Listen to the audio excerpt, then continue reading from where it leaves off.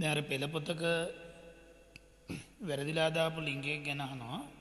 එතකොට දැන් මගේ අදහස නම් ওই ලින්ක් එක දැන් ළමයින්ට ගැලපෙන්නේ නැති එකක් නේ. දැන් වඩාත්ම හොඳ දේ තමයි ඕක පොතේ නොතිබ්බනම්. හැබැයි දැන් පොතට ඒක වැටිලා තියෙනවානේ.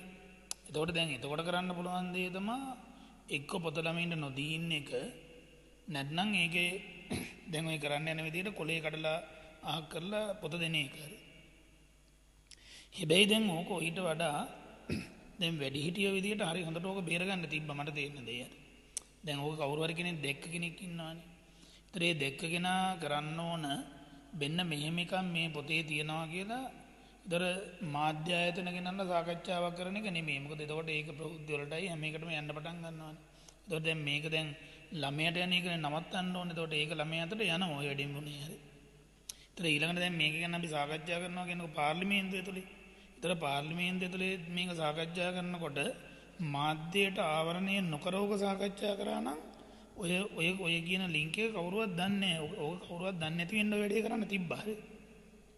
ඒතර දැන් මෙතන වෙච්ච වැඩේ මොකද්ද කියනවා? දැන් මේ ලින්ක් එක ඒ 6 වසරට දුන්නා නම් ඔක දැනගන්නේ 6 වසර ළමයි විතරනේ. හරි. දැන් මේකෙම නෙමෙයි ඔක්කොම කට්ටිය දන්නවා. හරි. ඒතර ඒක ළමයින්ට නොයා යුතු දෙයක්.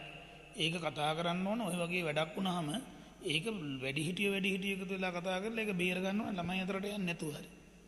ඒතර දැන් මෙතන තියෙන නරකම සිද්ධිය තමයි දැන් මේ පොඩි ළමයින්ගේ ප්‍රශ්නයක්. ඒ කියන්නේ පොඩි ළමයි දැනගන්න ඕන නැති දෙයක් වැඩි හිටියෝ බේර ගන්න විදිහ ප්‍රශ්නයක් තියෙනවා. හරි. ඒක තමයි ලොකුම අවුල මෙතන තියෙන.